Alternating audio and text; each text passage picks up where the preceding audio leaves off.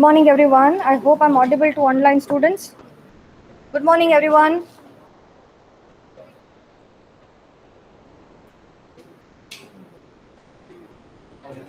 Okay, fine. Thank you.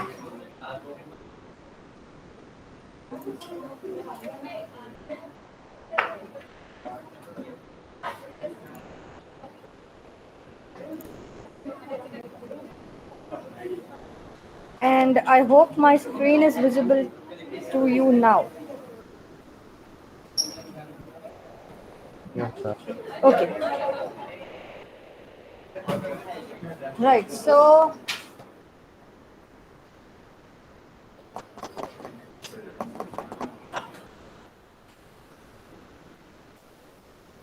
on Friday's session, no one was here, but I hope everybody has attended the session online. So, can anyone just give me the brief idea what we have? Keys. We started with unit number 3 and we discussed the importance of, or we started with the keys only, where we discussed what are keys, what is the importance of keys, why we require keys, and then we discussed what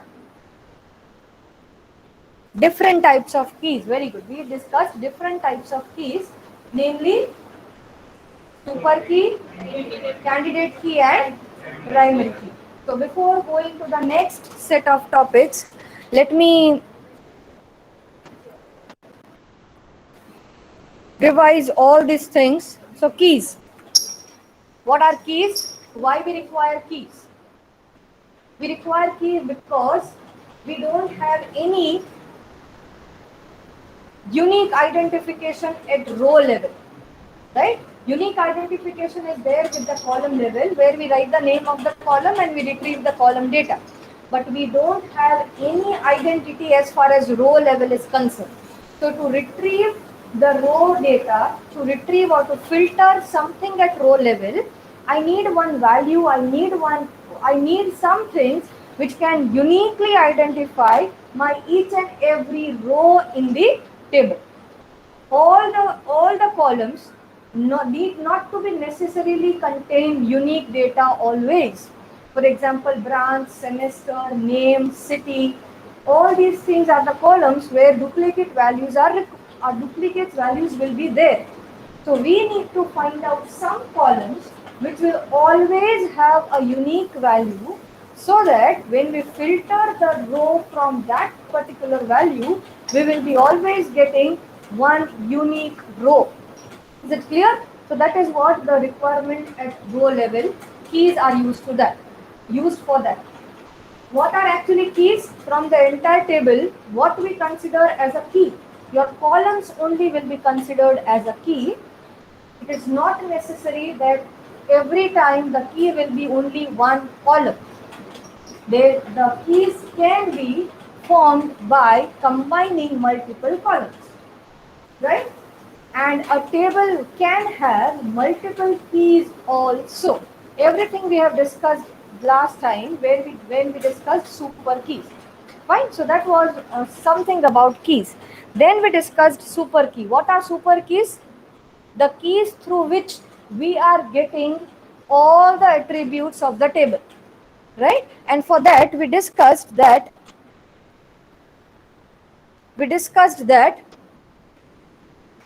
you are given a table. What is this called? What is this called? What is this called? These are called functional dependencies. These are functional dependencies where your left part is called the determinant part, your right part is called dependent part. Your dependent part, that is right side, is dependent on left side. With the help of determinant, we can retrieve all the dependent values. So with the help of A column, I can retrieve column B, C and D uniquely. That means if I have the value of A column, then I can uniquely identify the values of B, C and D. Similarly, if I have the values of A and B, I can uniquely identify the value of C and D. We have seen this in the previous table also. right? In this table we have seen that in temp table, if I have the value of A, that is A equals to 2, I can uniquely identify that entire row, that is value of B I can retrieve uniquely 2, no confusion, right? When I have the value of A, can I uniquely derive B? Yes, there will be no confusion. When I have the value of A, can I get the value of C uniquely? Yes. If I have the value of B, can I uniquely identify A and C? If I have the value of B, can I uniquely identify C and A? No, ma'am. No. Why? Because if I say value is equal to B is equal to C, I have two options for A, 3 and 4. I have two options for C, Q and R. Are you getting this? Are you getting this or not? Yes. Right? That means your B is not a key, whereas your A is a key. But if I combine B and C column, that is B is equal to A and C is equal to P, can I get unique value of A? Yes. No confusion. There is only one single option for A is equal to 1. That means your B and C together can be a key, is a key rather. That means your table can have multiple keys. Key can have multiple multiple attributes together forming a key. Right? So this was the things we discussed so far. Super key, you are given a set of functional dependency. See, this functional dependency you are not supposed to create. It will be already given to you. Right? From that functional dependencies, what you will derive? What you will derive? Closure. What is a closure? It's a process of finding out how many dependent attributes can be acquired from determinant attribute. That means with the help of B, C, how many other attributes I can derive? To the functional dependency I can say with BC giving AD. So BC की value तो है ही मेरे पास. So BC is already obtained from BC. Along with BC I am also getting the value of AD. Is it clear? So with the help of BC I am getting all the four combinations A, B, C and D. Fine. Similarly with all these functional dependency, whatever is the determinant part, you are supposed to find out the closure of that part. After looking to the closure, you have to find out that which combination is giving all the attributes. The combination which is giving all the four attributes or all the attributes. In this case it is 4. But if it is 6 attributes, then the combination which is giving all the attributes will be your super key. Correct. All the combinations. So in this case, which are the super keys? All are super keys, because the closure of each and every determinant is giving you all 4 attributes. Is it clear? So all are super keys. Now the next step is to find out candidate keys. So you are supposed to find from super keys you can get candidate keys. How to get candidate key? Take any super key, let's say ABC. Find out the subset of ABC. What are the subset? What are the subset of ABC? A, B, C, AB, BC and AC, right? We are not supposed to consider the set itself and the null set, right? So we'll discard this too. So out of the 6 attributes, 6 subsets, any of this subset is a super key.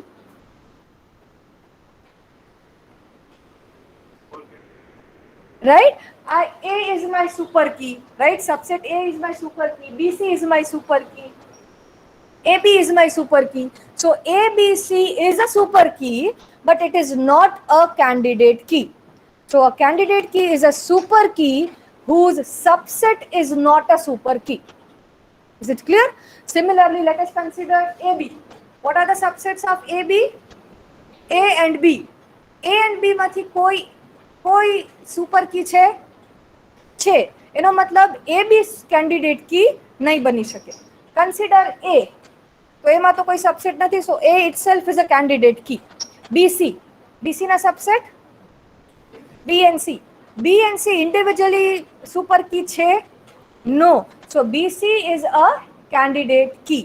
So in this case, your A and BC becomes your candidate key, whose proper subset is not a super key itself. Is it clear? And the next is primary key. What is a primary key?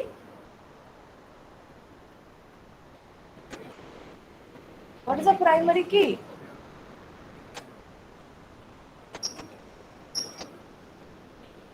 અહીંયા જોવા આવ્યા છો, શીખવા આવ્યા છો, શું કરવા આવ્યા છો?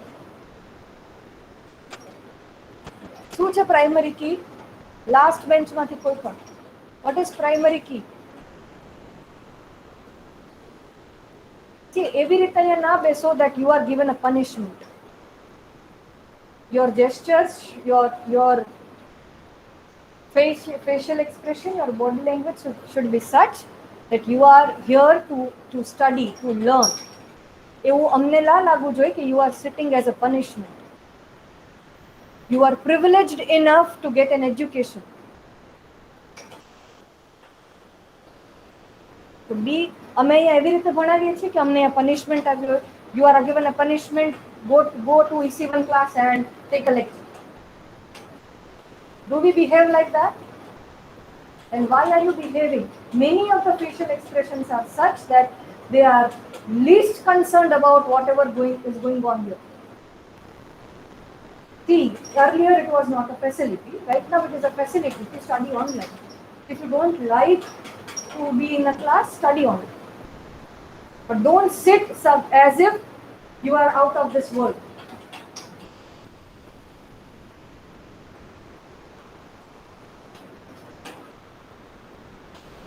You are least concerned about the things which are going on.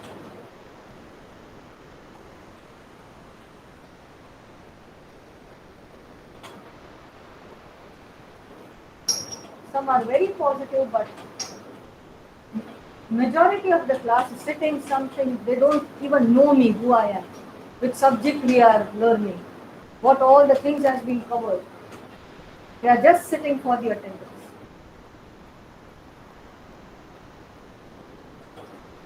Is it the case?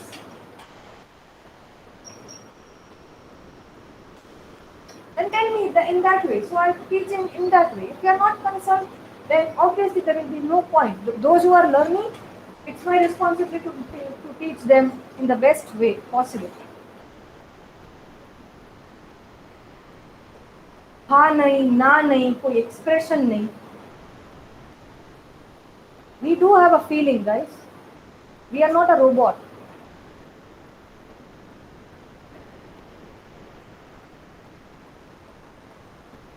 તમે કોઈ ફેકલ્ટીને મળવા જતો હોય, તમને આમ એક્સપ્રેશન લેસ રિસ્પોન્સ આપે, how you will feel?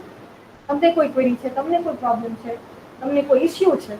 If your mentor, if your HOD, if your faculty is giving response in this way, expressionless, no positive, no, sitting like a dumb machine, how you will feel? You are having an attendance issue, you are having a doubt in your project, you are having doubt in your subject, you enter a cabin and someone is sitting like this. Nothing, no expression. How you will feel? Same thing we feel every day. But sometimes we ignore it because there are students who are actually learning. We try to make them satisfied with our teaching.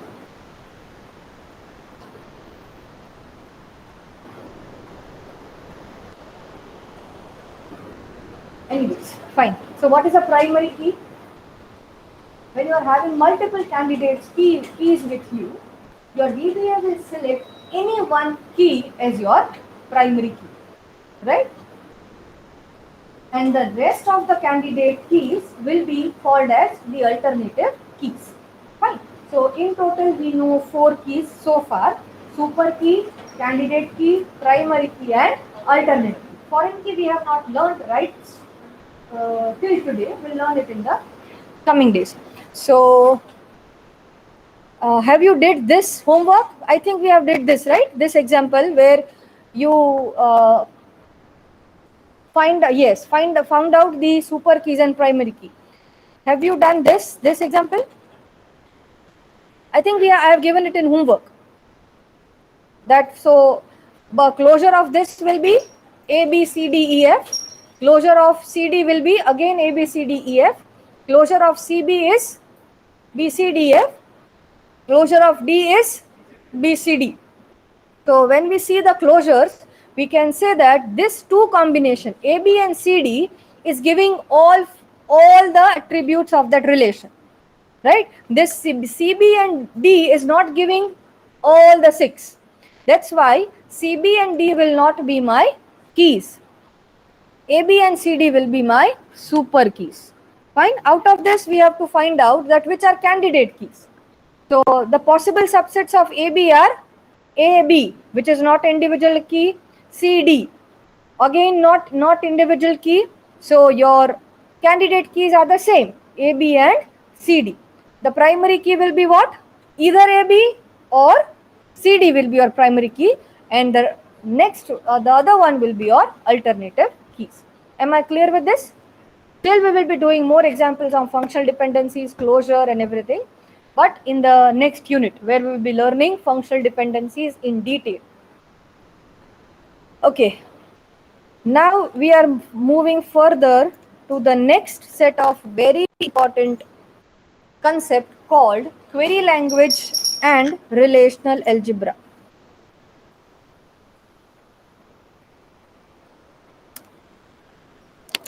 Okay, in unit number 1, we discussed that what is DBMS, what are the different set of people who are interacting with the DBMS, what is the architecture of DBMS, what are the different parts in the DBMS, storage manager and query processor and users and so many things, right? Then in the next unit, we visualized our database. Our client is coming, giving the requirements, we are understanding the problem, and then we are visualizing the system and we are creating the ear diagram that, okay, this is the system, these many entities are required, these are the attributes of that entities, these will be the relationship between the entities, these are the primary keys. So we are doing that. That means actually, and one more thing, whenever I am saying system, I am actually referring to backend system, because right now we are learning DBMS only. Entire system comprises of many things like front end, intermediate part, your intermediate layer, and your backend. But right now, whenever I say system, I mean backend system. Fine? So we are visualizing the system, and we have created that ear diagram. Now it's the time to implement that ear diagram.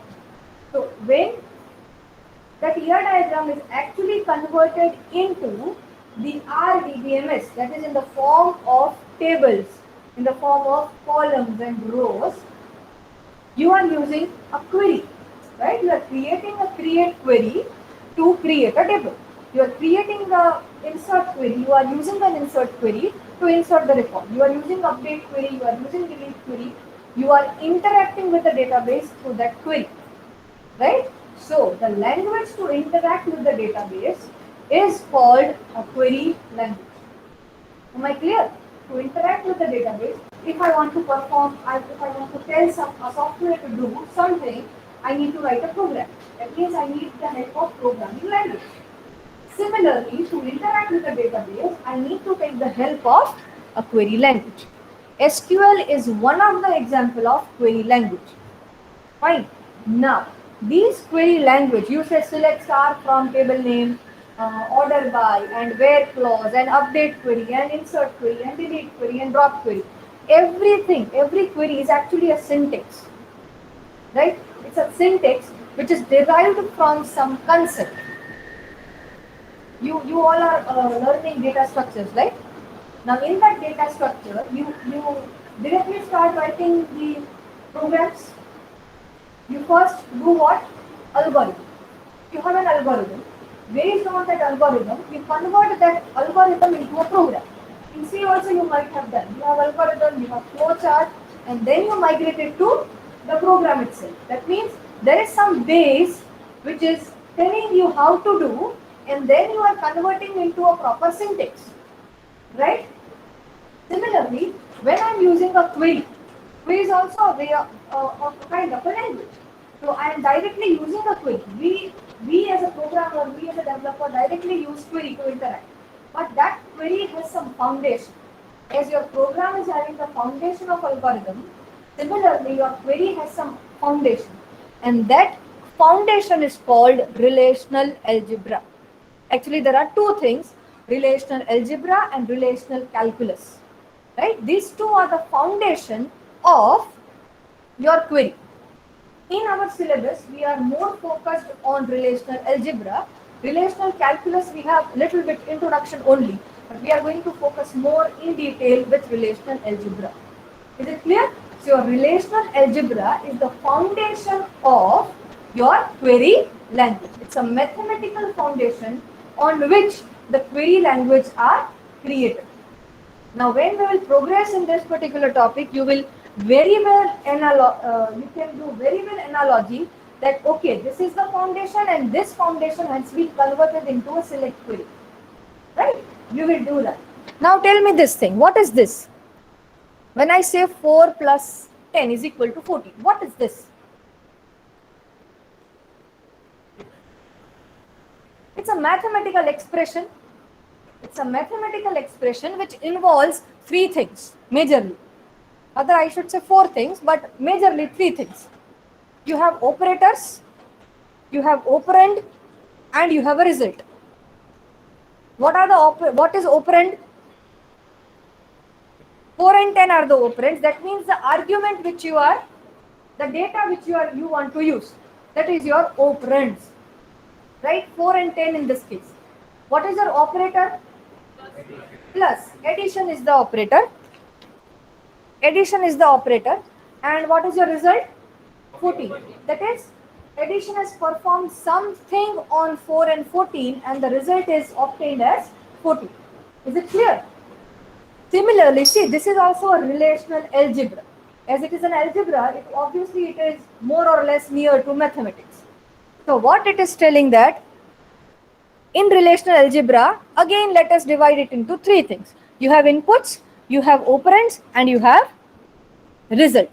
So what are, as see in this mathematics, the inputs are what? Numbers. In mathematics, inputs are numbers. Similarly, in relational algebra, what will be the inputs? Don't just read it is written. Logically think. What will be the input? In relational algebra, the data is in the form of tables only. Right? So your input also will be a table. Clear? Now on that table, I need to perform some operation. Why I need to perform some operation? Because we know that in entire DBMS, my data is not stored in one table only. I may have or I will have multiple tables in which all the data will be segregated. Right? Now, when I want to retrieve something, it may happen that the data is not in one table. I need to combine multiple tables to get the data. Is it clear?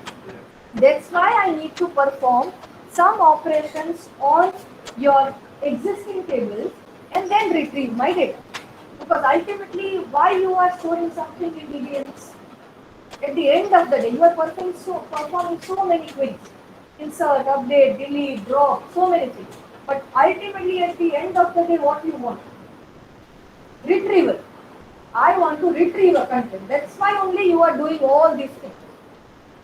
So that at any point of time, you inquire your database gives you accurate, correct, consistent values. Right? So to perform those things, to get an accurate, correct, consistent information every time, we perform different queries. Your voice breaking. Voice is breaking.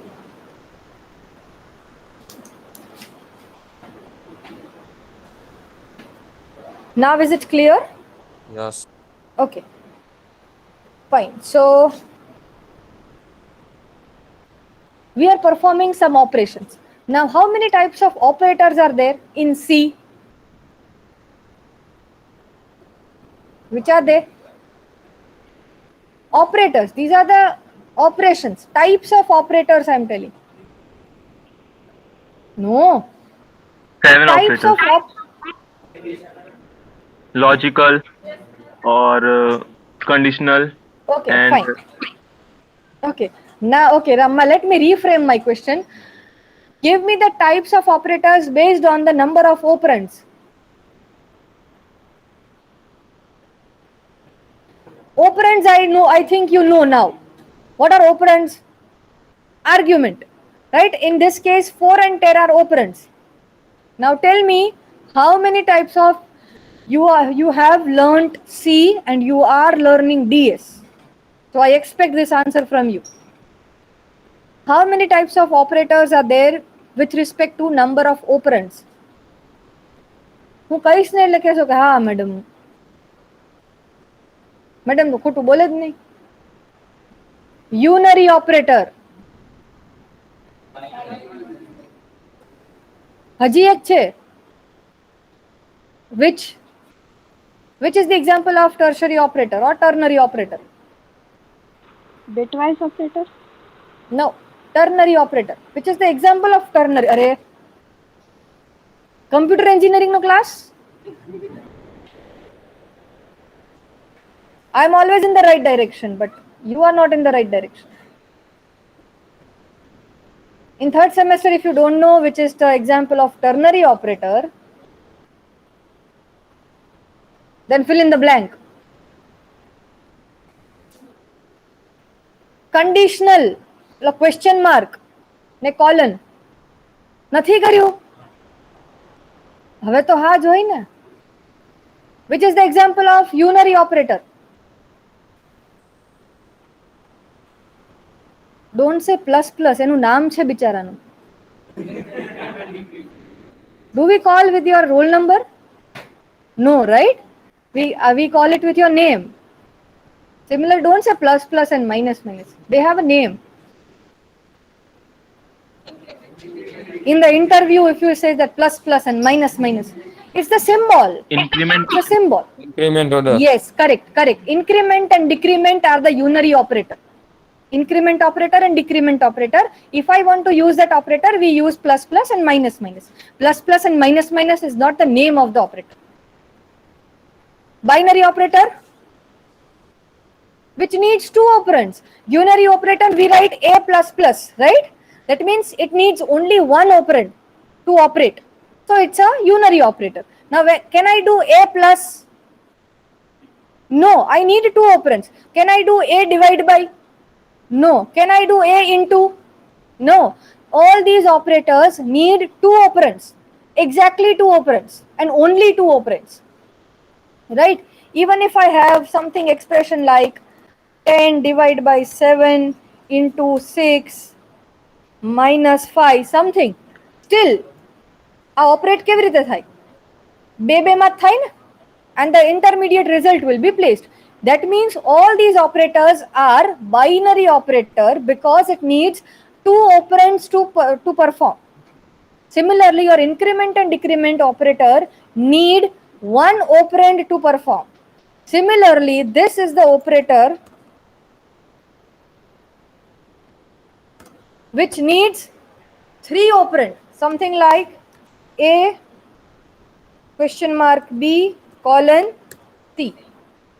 આ યાદ છે હવે આવ્યું? This is your ternary operator which requires three operands to work, to perform. Fine, fine. So similarly, when you talk about the operator, your relational algebra also has a set of operators which will work on the tables, which will do some operation on the table. And every operator has a unique functionality. Obviously, when I do plus, it will always do addition. When I use divide, it will always do division. There is no confusion for plus. Plus sign has no confusion કે હું અત્યારે multiply કરું કે addition કરું.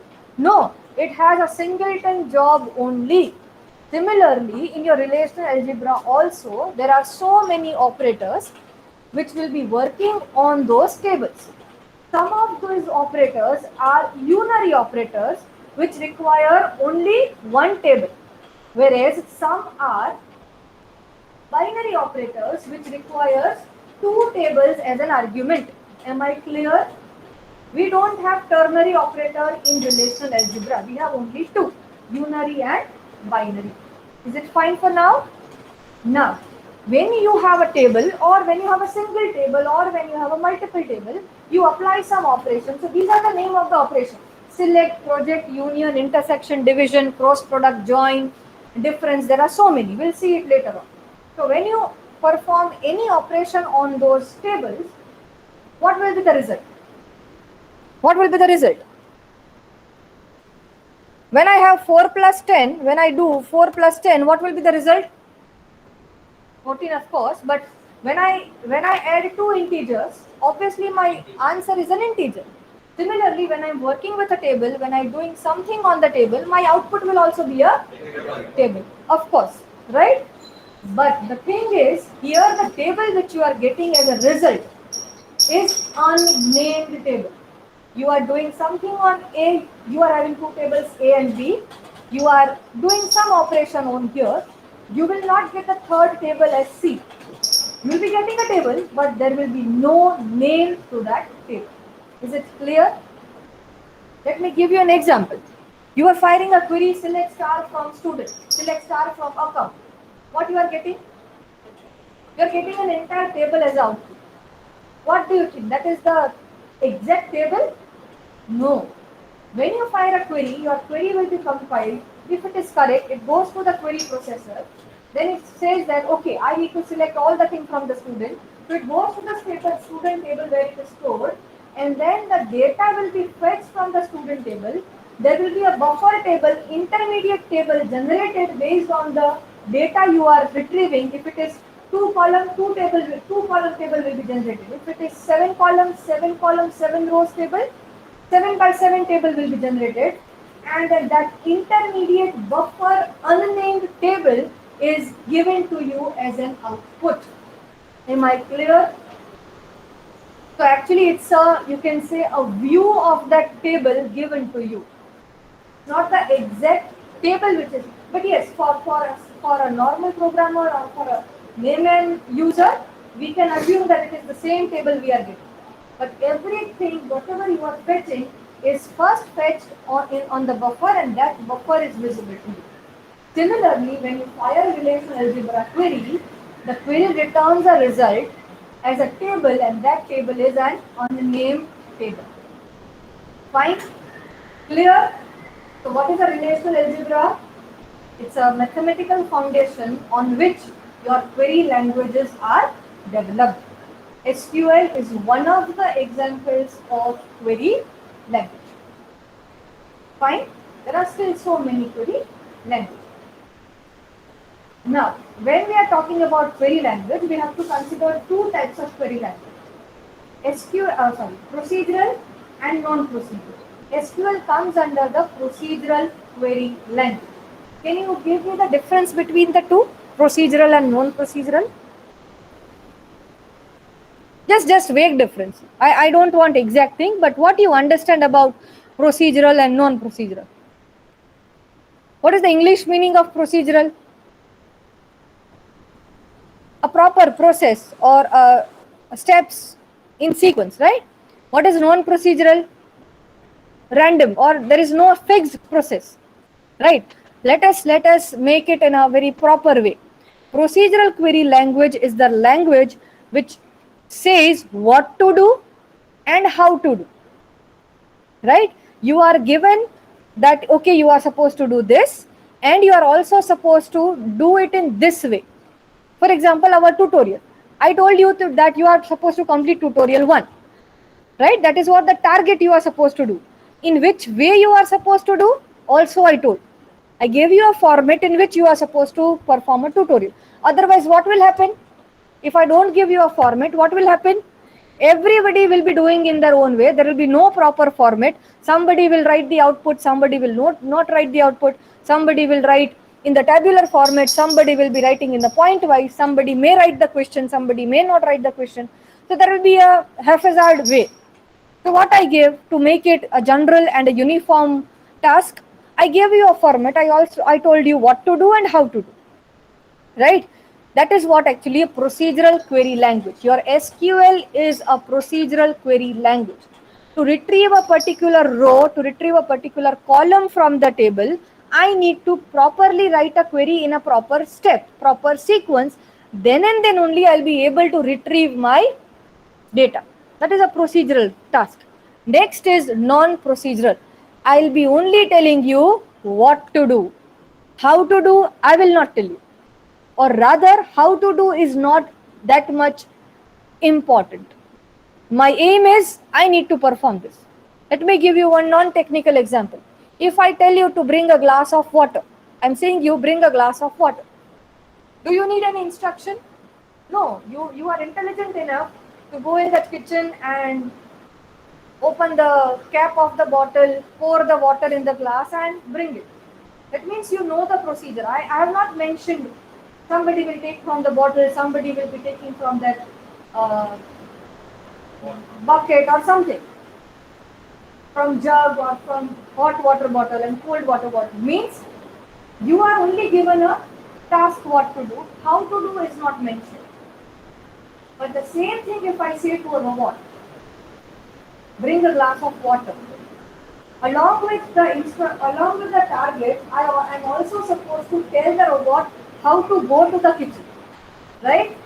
Go this much straight, 5 steps straight, then turn left, then turn right, and uh, move your hand and open the water bottle. Everything I need to mention. That's called a procedural way of programming. Is it clear? Specifically, we are talking about a query language. Don't make yourself confused with procedural programming and object-oriented programming. Right? We are talking specifically right now about a query language, where in a query, if you are writing in a proper format, in a proper procedure, everything has to be mentioned by you, then it is called a procedural query language. SQL is the example of that. And another is non-procedural, where you are only saying, I want this data. Now, in which way you are giving me, that is up to you. Is it fine? Sure? Fundamentally clear? Fine. So,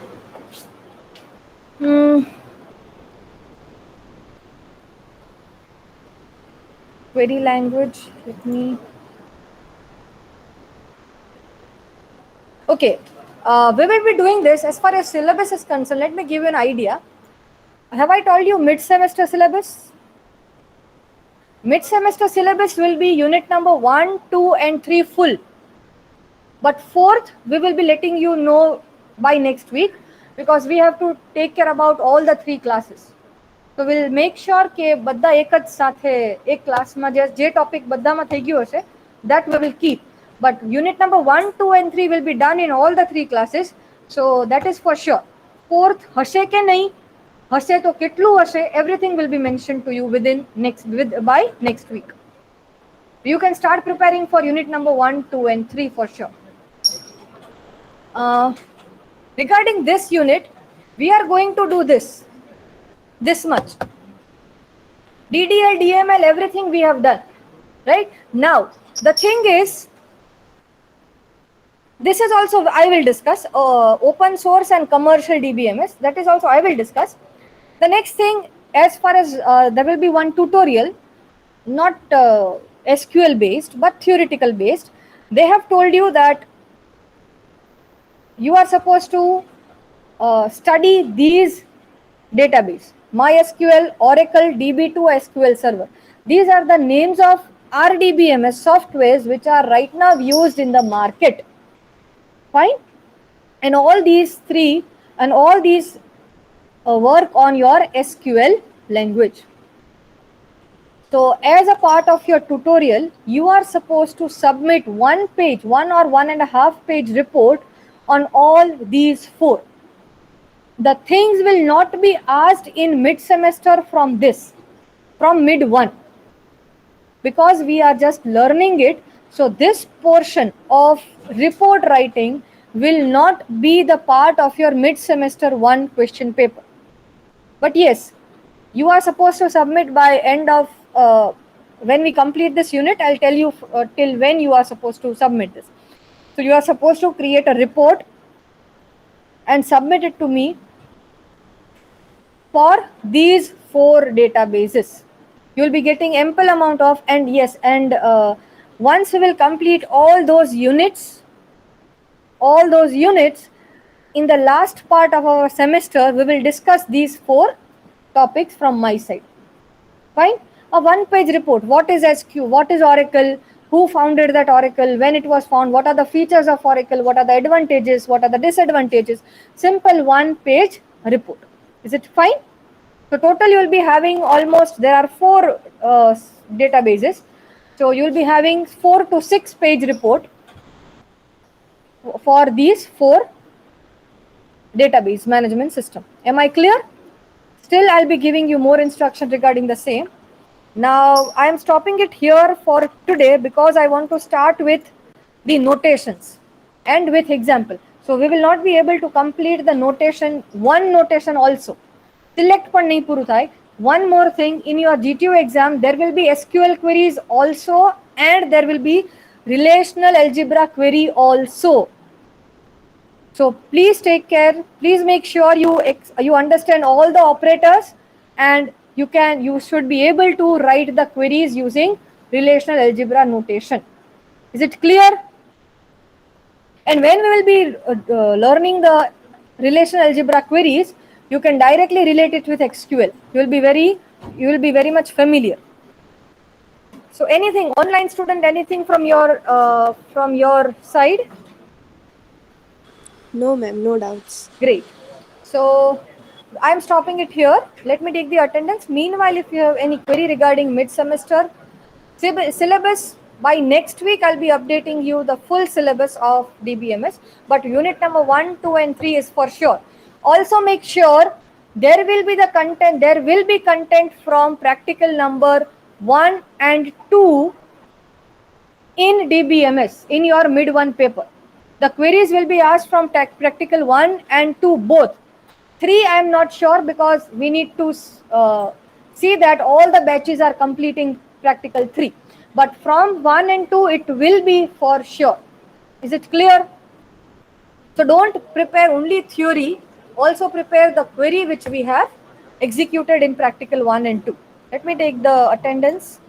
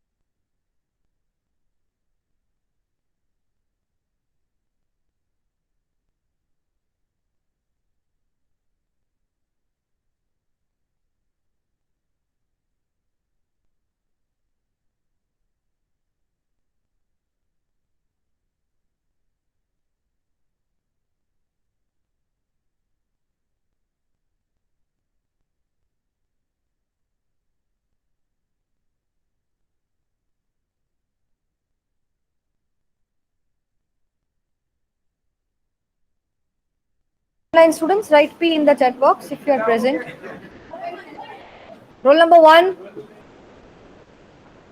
4, 8,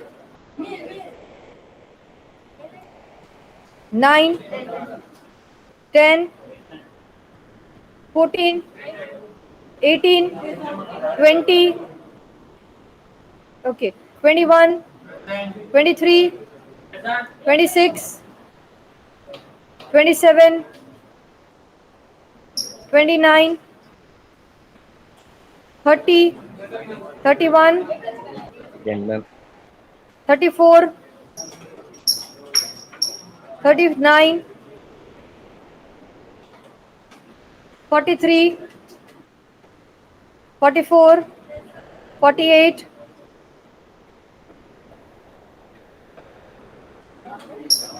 49, 52,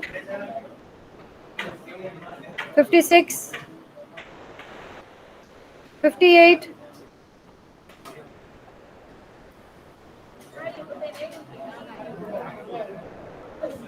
60, 61, 62, 63, 64, 65, 71, 72, 74, 75, 76, 77, 78, 79, 82, 83, 84. If you have missed your turn, don't interfere in between. 77. Oh, sorry. 82, 83, 84, 85, 87, 88, 91, 95, 97, 98, 99, 100, Present. 101, 102, 103,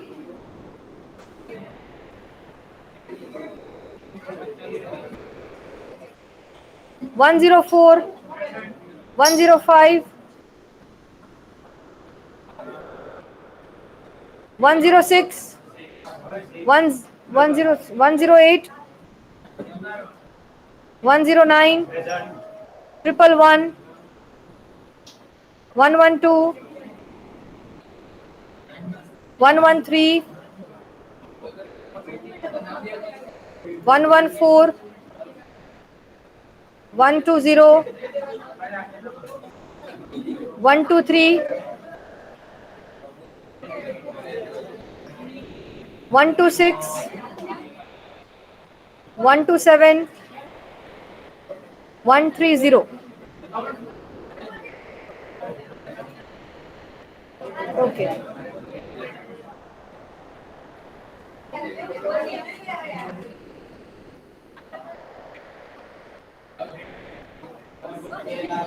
Okay, fine.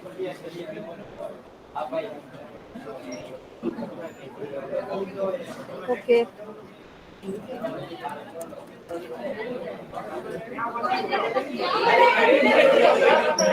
Fine. Online students can leave. Wish you a very happy day. Take care and bye for now.